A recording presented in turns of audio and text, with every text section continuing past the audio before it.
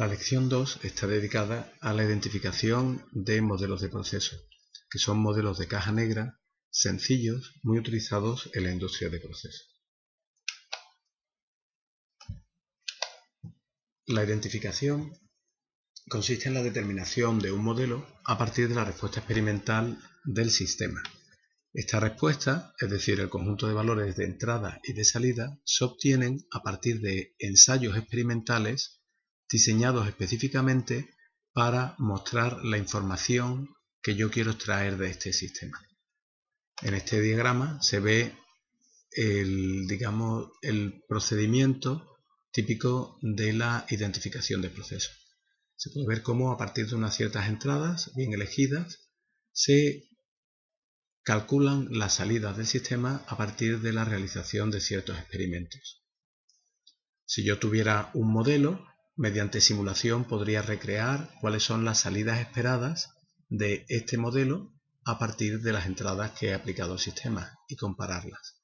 Así puedo tener un error de estimación. Si este error no es suficientemente bueno, debo ajustar los parámetros del modelo para intentar que este error sea lo menor posible. El proceso de identificación, por lo tanto, es la determinación de los parámetros del modelo y de la estructura del modelo, de forma que el modelo recree de la manera más precisa posible las salidas del sistema experimental. En esta lección nos vamos a centrar en modelos de proceso, que son modelos sencillos que se utilizan de manera muy habitual en la industria de procesos. Se suelen utilizar en sistemas que son estables y presentan cierto retraso.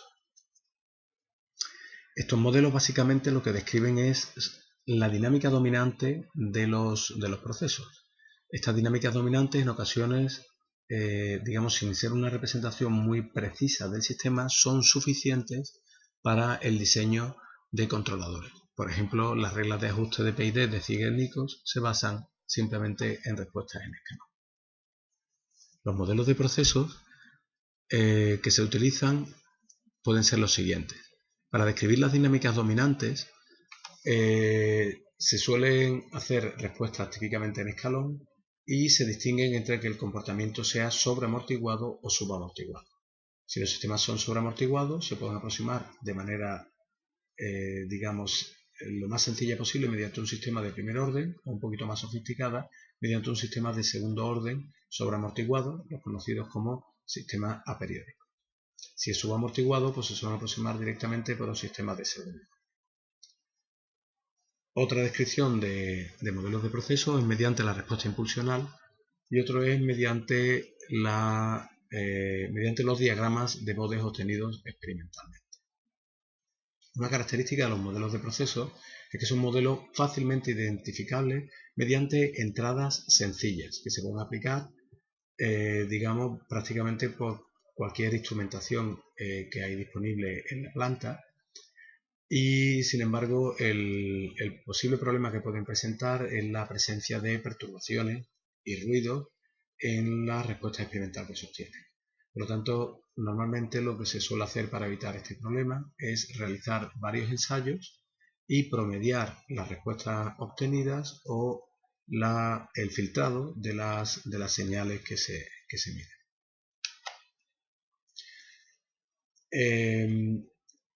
El caso más sencillo de identificación es aquella en la que los sistemas presentan un comportamiento sobreamortiguado y como esta que se puede observar en esta figura, y se decide aproximarlo o describirlo mediante un sistema de primer orden con retraso. Estos sistemas vienen caracterizados básicamente por tres parámetros: por la ganancia estática K, la constante de tiempo T y el retraso L. El retraso se suele identificar de manera sencilla, simplemente viendo el tiempo que tarda el sistema en responder ante una determinada entrada en escalón.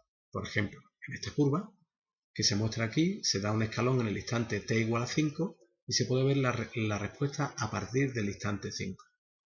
Entonces yo puedo calcular en qué instante la salida del sistema experimenta un cambio apreciable. Por ejemplo, porque ha subido o ha variado un 5% ya del valor que tendrá finalmente en régimen permanente, un 2%, una determinada cantidad.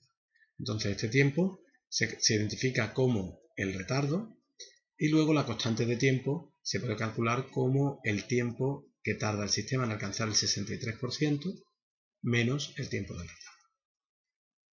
Otra expresión que permite calcularlo es calcular el retraso y la constante de tiempo, es calcular el tiempo en el que el sistema alcanza el 35,3% del valor en régimen permanente, se entiende en porcentaje desde el valor inicial hasta el valor en régimen permanente, de manera que el 35,3% pues será más o menos un tercio de este escalón, y se calcula también el tiempo del 85,3%.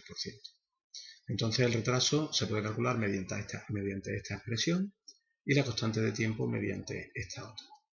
Estos procedimientos son procedimientos que han propuesto determinados autores que parecen funcionar bien en la práctica. Otra forma sería calcular el tiempo del 63% y del 28% y determinar la constante de tiempo como 1,5 por la diferencia de estos tiempos, y el retraso sería el tiempo del 63% menos la constante de tiempo. Evidentemente cada uno de estos procesos, de estos métodos, el 1, el 2 y el 3, darán valores distintos entre ellos, pero todos deben ser semejantes. Luego uno elegirá el método que mejor le convenga o el que se considere que dé menos error de estimación. La ganancia estática se puede calcular como el incremento de la I, el salto en términos de la salida, partido entre el salto en términos de la entrada. Si el sistema presenta un comportamiento también sobreamortiguado, pero se ve que un sistema de primer orden no resulta adecuado, se puede intentar aproximar por un sistema de segundo orden con retraso. ¿Cómo podemos saber si un sistema de primer orden es adecuado? Típicamente a partir de la respuesta que experimenta en los primeros instantes. Si comparamos esta respuesta temporal con la respuesta temporal del sistema anterior, podemos ver que en los primeros instantes la derivada de la señal prácticamente pasa de ser 0 a tener un determinado valor. Es decir, tiene como una aceleración instantánea. Mientras que en esta dinámica se ve cómo esa aceleración va de una manera más pausada. En realidad, esto está relacionado con el orden del sistema, porque de alguna manera, si el sistema, por ejemplo, es de segundo orden, como condiciones iniciales se imponen que no solamente la posición, sino la velocidad de la señal, digamos, tienen que ser 0 en los primeros instantes. Entonces, de alguna manera, al empezar con una velocidad 0, hace que la respuesta sea un poco más lenta. Cuanto mayor es el orden, mayor son los términos de derivadas que tienen que ser 0 y se pone de manifiesto por una respuesta más lenta. Entonces, cuando yo veo ese tipo de respuestas, quiere decir que probablemente no lo puedo aproximar por un sistema de primer orden y lo puedo aproximar de manera más adecuada por un sistema de orden superior. Típicamente, en los modelos de proceso, con un sistema de segundo orden suele ser suficiente y en este caso se presenta una forma experimental de hacerlo. Se calcula la ganancia estática como el salto entre la salida y la entrada en escalón y se identifica el retardo simplemente por el tiempo que tarda el sistema en experimentar una cierta variación respecto al punto de equilibrio del que parte. Entonces esto se calcula previamente y ahora lo que quiero calcular son las dos constantes de tiempo T1 y T2 que me describe el sistema. Entonces así se puede, el método que se propone se calcula a partir de la determinación del punto de inflexión. Entonces el punto de inflexión es donde cambia la curvatura. Aquí se ve que va, digamos que la curvatura va en este sentido y luego cambia en el otro sentido. Entonces, identificando experimentalmente este punto en la respuesta en escalón, puedo calcular la pendiente en este punto y así puedo calcular el tiempo TA, que será de alguna manera la inversa de esta pendiente, es decir, el tiempo que tarda en cambiar el sistema, digamos, en todo este escalón correspondiente a esta pendiente, frente a TC, que sería el tiempo que resta desde el punto de inflexión hasta el último punto estimado por la pendiente. Entonces se calcula el cociente entre TC y TA y se iguala a esta presión que depende de este ratio que es X, y de aquí, despejando este valor, se puede obtener X. Aquí se puede ver la expresión de esa función de X frente a TC y TA, de manera que Si yo calculo esta fracción, puedo inferir directamente el valor de x. Conocido este ratio, pues se puede determinar tanto la constante de tiempo 1 como la constante de tiempo 2 a partir de estas expresiones, que son simplemente pues, unos ratios de ese tiempo tc. Hay que indicar que este método funciona cuando este ratio es mayor que 0,74. Si es inferior que 0,74 no tiene solución, no existe una x. Esto en la práctica equivale a decir que el punto de inflexión, la salida en el punto de inflexión, debe ser inferior al 26% del valor que tendrá la señal en el régimen permanente. O sea, en el salto, ¿no?, de la señal en régimen permanente. Una duda que surge es cómo puedo calcular el punto de inflexión. El punto de inflexión se puede calcular experimentalmente simplemente estimando la derivada de la señal respecto al tiempo, que se puede calcular numéricamente mediante el incremento de i partido por el incremento de t. Entonces el punto de inflexión será el máximo de esa velocidad y de esa señal, ¿no?, el instante, o sea, el tiempo se alcanza en el instante en el que se alcanza el máximo, y la pendiente es precisamente el máximo de esta derivada. Es decir, que numéricamente se puede hacer o bien gráficamente o bien numéricamente a partir de la estimación de la. Si el sistema presenta un comportamiento subamortiguado, es decir, un comportamiento en el que el sistema exhibe unas ciertas oscilaciones en su convergencia al régimen permanente, entonces quiere decir que el sistema presenta polos complejos y se puede aproximar mediante una función de transferencia de segundo orden con un retraso.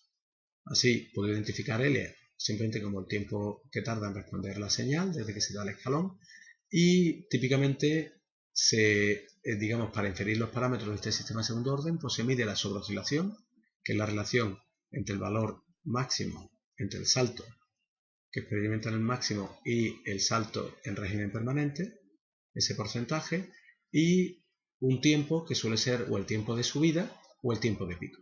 Quizá el tiempo de pico sea el más sencillo. Entonces, a partir de la sobreoscilación se puede calcular el factor de amortiguamiento mediante esta expresión, y a partir del tiempo de subida o del tiempo de pico se puede calcular omega n, y así ya se tiene caracterizada la función de transferencia.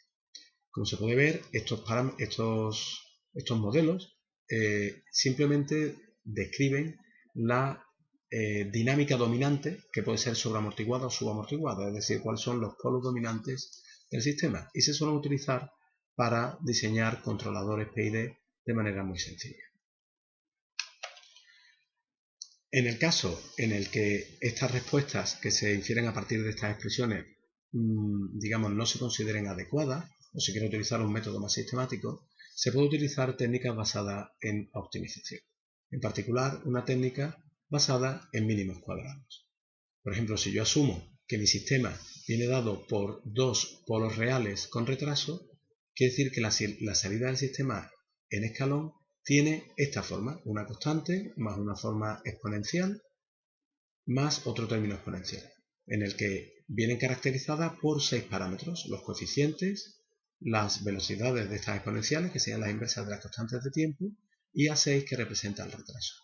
Entonces, estos parámetros puedo ajustarlos o puedo, agruparlos en un vector A de parámetros, y entonces la respuesta temporal dependerá de unos ciertos parámetros.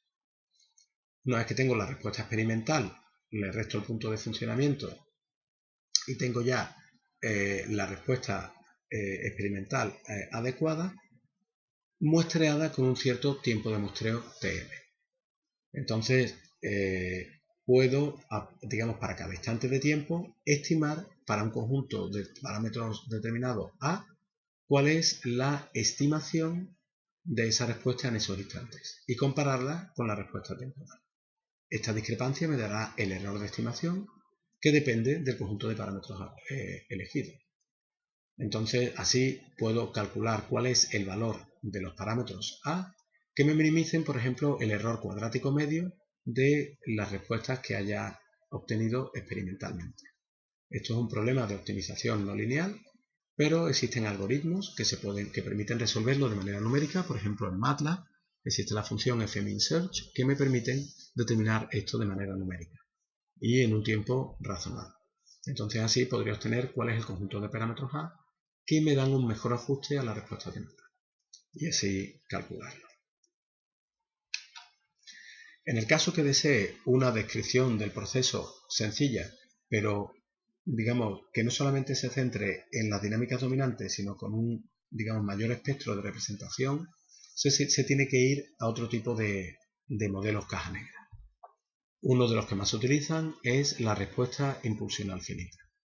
La respuesta impulsional finita viene, derivado del resultado de la teoría de sistemas lineales, en el cual la salida de un sistema lineal a partir de una determinada entrada se puede expresar como el producto de convolución de la respuesta impulsional del sistema por la entrada del sistema. La respuesta impulsional, esta señal G de K, es precisamente eso, es decir, sería cuál es la respuesta que tendría el sistema, es decir, la salida del sistema, cuando en la entrada le aplico un impulso. Un impulso en tiempo discreto sería una señal que vale 0 en todo instante y en un periodo de muestreo vale 1. Entonces, el producto de convolución es simplemente la suma, ¿vale? Es simplemente la suma de estos componentes, o sea, del valor de la señal de la respuesta impulsional de G multiplicado por U en K menos I. Y esta suma desde 1 hasta infinito. Es decir, que es una suma simplemente de términos que se puede calcular numéricamente si conociera G y conociera U. En el caso en el que los sistemas que se quieren identificar sean estables, que es la hipótesis que estamos partiendo, entonces se sabe que la respuesta impulsional va a converger a cero. Es decir, que quiere decir que a partir de un cierto número de muestras n, la respuesta impulsional prácticamente vale cero y esté sumando, prácticamente no aporta nada. Entonces, esta suma infinita se puede aproximar razonablemente bien a partir de una suma finita hasta un cierto número n. Este número n está relacionado en realidad con el tiempo de establecimiento del sistema. De forma que si el tiempo de muestreo está bien elegido, esa n suele ser del orden de 30 o 50 muestras. Pero en realidad será el tiempo de establecimiento del sistema partido por el tiempo de muestreo. Entonces, a partir de un número finito de valores de la respuesta impulsional, sería capaz de caracterizar precisamente, ¿vale?, la respuesta temporal de mi sistema a partir de cualquier otra señal de entrada. Entonces, la identificación consiste simplemente en determinar esta respuesta temporal. ¿Cómo se puede hacer en la práctica? Pues, por ejemplo, la manera más sencilla es aplicar un impulso en la entrada, que es muy sencillo de aplicar en la práctica, calcular la respuesta que tiene el sistema, o sea, medir la respuesta que tiene el sistema y la respuesta será directamente la respuesta impulsional. Claro, si la amplitud no es 1, sino una amplitud determinada A, pues la respuesta impulsional será la salida partido por A, es decir, la salida escalada. También se puede calcular a partir de una respuesta en escalón, teniendo en cuenta que si yo aplico un escalón al sistema y obtengo la respuesta en escalón, el impulso sería precisamente el incremento de la respuesta en escalón. Por lo tanto, la respuesta impulsional será el incremento de la salida. Entonces, sí puedo simplemente calcular I de K menos I de K menos 1 y me daría el valor de la respuesta impulsional G de K. Estos métodos son sencillos de aplicar, sencillos de calcular a partir de una respuesta en impulso o en escalón, pero el problema es que estos métodos son sensibles a los ruidos y a las perturbaciones, es decir, que requerirían un filtrado o un promediado. En el caso en el que esto no funcione bien, se puede utilizar la teoría de las funciones de correlación. Las funciones de correlación, o sea, la correlación entre dos señales, si yo tengo una señal I y una señal U, es simplemente la realización de este producto, ¿vale?, de I de J por U de J menos K, desde J igual a 0 hasta N, y sería el valor medio de este sumando. En teoría sería cuando, digamos, a lo largo de todo el tiempo de la señal, es decir, aplicando el límite cuando n tiende a infinito, pero en la práctica, como las respuestas que vamos a aplicar llegan a un cierto régimen permanente, a partir de un cierto tiempo, estos sumandos ya son prácticamente, estas señales ya son prácticamente constantes y entonces no aportan nada a este valor medio. De forma que se pueden aproximar por, digamos, un valor medio en un determinado horizonte n suficientemente largo. Observad que esta función de correlación, si se conocen las dos señales, la I de K y la U de K, se puede calcular de manera directa y, por ejemplo, MATLAB tiene funciones que me dan esta función de correlación de manera inmediata. Entonces, se puede utilizar un resultado que se conoce como la ecuación de Wiener-Hopf, que me permite determinar la correlación entre la entrada de un sistema dinámico y la salida que éste experimenta. Entonces se puede calcular que la correlación entre la salida y la entrada de un sistema se puede expresar como el producto de convolución de la respuesta impulsional por la autocorrelación de la entrada U con la entrada A, o sea, la función de autocorrelación. Si conozco la señal I y la señal U, puedo calcular su función de autocorrelación y la señal de correlación entre la I y la U, y a partir de aquí calcular la respuesta impulsional. Dos señales se dicen que no están correladas si el producto de correlación entre ellas es cero, es decir, no tienen ninguna relación estadísticamente entre la señal I y la señal U. Conocida la señal U, la función de autocorrelación se puede calcular de manera inmediata, puesto que nada más que depende de ella. Además, hay otra propiedad que dice que si U de K es un ruido blanco es una señal que se puede generar o se puede aproximar razonablemente bien en la práctica y tiene la propiedad de que la señal U de K menos J no está correlado con U de K para cualquier J. Por lo tanto, la función de autocorrelación será precisamente un impulso. O sea, la señal solamente estará correlada consigo mismo en el mismo instante. Pero en cualquier otro instante, o sea, si la señal la desplazo en cualquier otro instante, entonces las señales no están correladas entre sí. Utilizando estas propiedades, pues se pueden obtener métodos prácticos para estimar la respuesta impulsional a partir de las funciones de correlación. Así, por ejemplo, si aplico un ruido blanco al sistema y calculo su señal de salida ante un ruido blanco, que como digo es una señal que se puede aplicar en la práctica, pues la respuesta impulsional será directamente la función de correlación entre la salida y la entrada. Y ya me daría directamente el ruido blanco. La propiedad de los ruidos blancos también permiten tener un procedimiento que es muy práctico y se puede utilizar muy bien. Consiste en lo siguiente. Asúmase que yo tengo el sistema al cual le voy aplicando una determinada acción de control. Por ejemplo, porque estoy aplicándola en bucle abierto y tengo una señal que va dando el operador, o bien porque está directamente calculada por un determinado control. Entonces, a esta respuesta, a esta entrada del sistema, le sumo una señal RDT que va a ser un ruido blanco. Y ahora calculo cuál es la salida que experimenta el sistema ante cuando le aplico esta señal VT. Entonces, claro, la señal del sistema por el principio de superposición será la suma de la señal que hubiera tenido si solamente hubiera aplicado U sub n más la señal que hubiera tenido si solamente le hubiera aplicado el ruido blanco. Sin embargo, si calculo la función de correlación entre esta salida y el ruido blanco aplicado, se puede poner como una función de correlación de la señal normal, de la I sub n, y más la función de correlación con la señal I sub r. Como el ruido blanco es tal que no está correlada con la U sub n, quiere decir que la función de correlación entre la I sub n y la r es 0.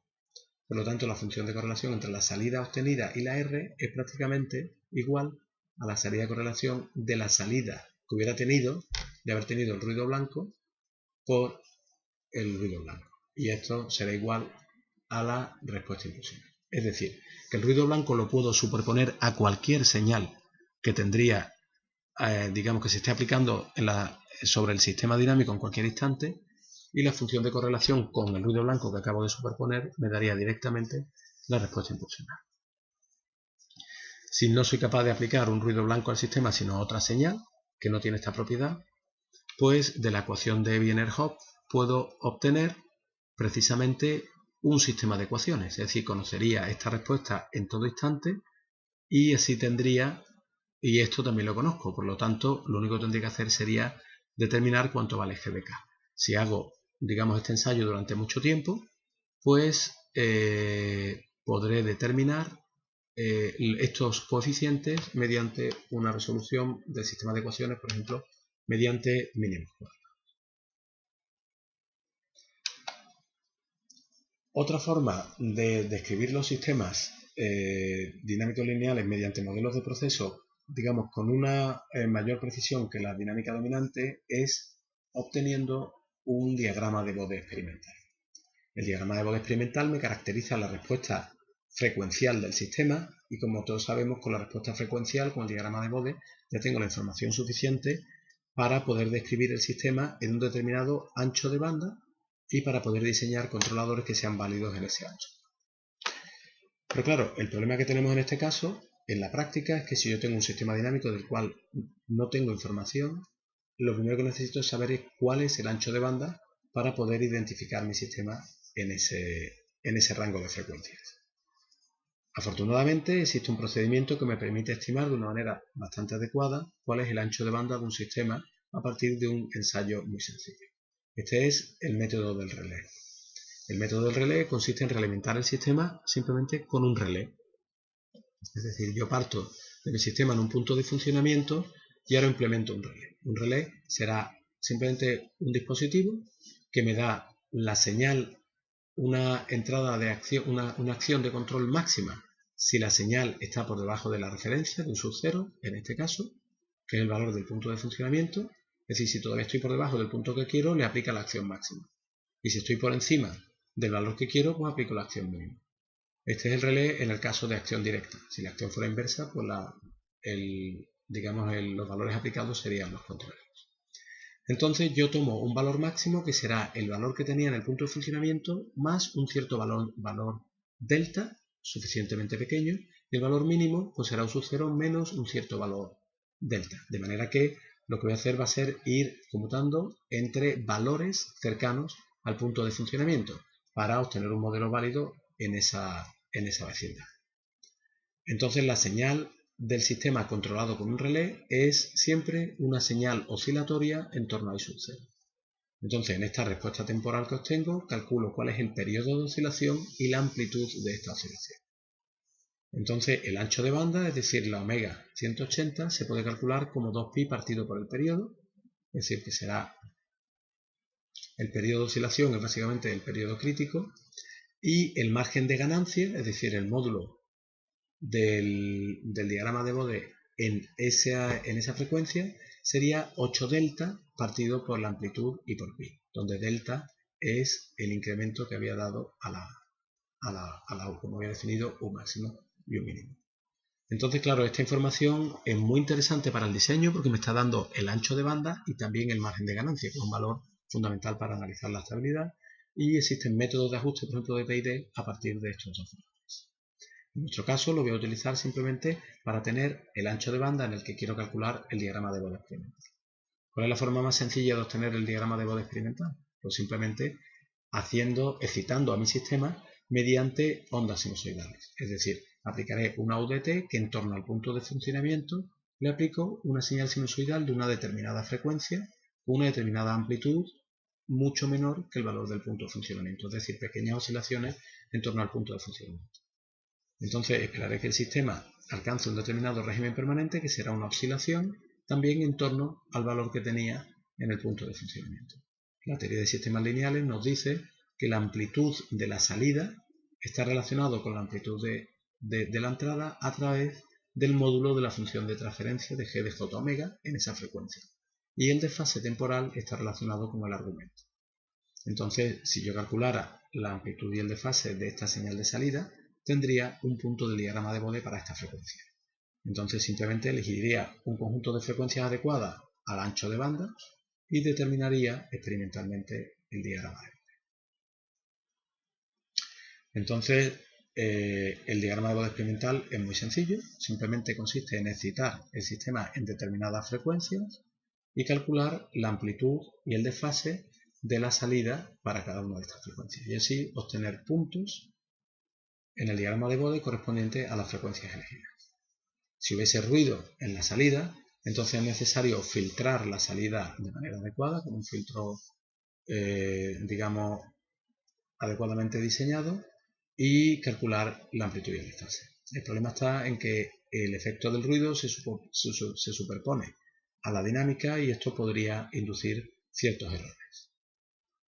La teoría de las funciones de correlación también me pueden ayudar a reducir el efecto de los ruidos sobre estas medidas y se haría de la siguiente forma. Yo podría aplicar una señal temporal, en este caso U sub 0 por A por el coseno de omega t, ¿vale? En vez del seno puedo aplicar el coseno. Entonces ahora calculo la respuesta temporal del sistema y ahora calculo estas correlaciones, que serían simplemente el valor medio de la correlación de la salida que he obtenido con el coseno aplicado, e I sub s, que sería la correlación, el valor medio de la correlación de la salida con el seno aplicado. Entonces se puede demostrar que si este n es suficientemente grande, esta correlación es igual a A medio, siendo A la amplitud de la señal de entrada, por el módulo de G por el coseno del desfase, y este I sub n es A medio por el módulo de G por el seno del desfase. Entonces a partir de ello se puede calcular el módulo y el desfase.